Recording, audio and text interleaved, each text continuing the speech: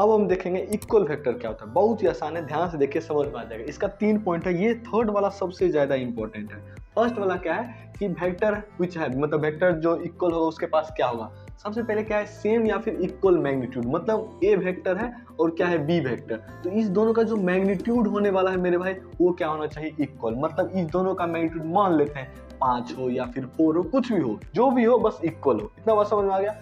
Next क्या है कि सेम डायरेक्शन, मतलब ये दोनों वेक्टर का डायरेक्शन क्या होना चाहिए, सेम। जैसे मैं मान लेता हूँ ये ए वेक्टर है, ऐसा समझ में, ये बी वेक्टर, दोनों का तो सेम ही डायरेक्शन है। अब कैसे मान लेते हैं, पॉजिटिव एक्स एक्सिस में। इतना बात समझ में आ गया मेरे भाई।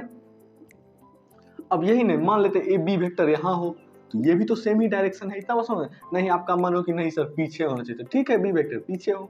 इतना बात समझ में आ गया। अब नेक्स्ट बात ये है कि सेम फिजिकल क्वांटिटी, इसका मतलब ये हुआ मेरे भाई, अगर ए वेक्टर मान लेता हूं मैं, अगर फोर्स है, क्या है फोर्स है, तो बी वेक्टर को क्या होना चाहिए मेरे भाई, फोर्स। ये नहीं कि बी वेक्टर आपका क्या हो गया, मोमेंटम, तो फिर ये दोनों वेक्टर क्या होगा, इक्वल नहीं होगा। तो बी वेक्टर को भी क्या होना चाहिए मेरे भाई, फोर्स।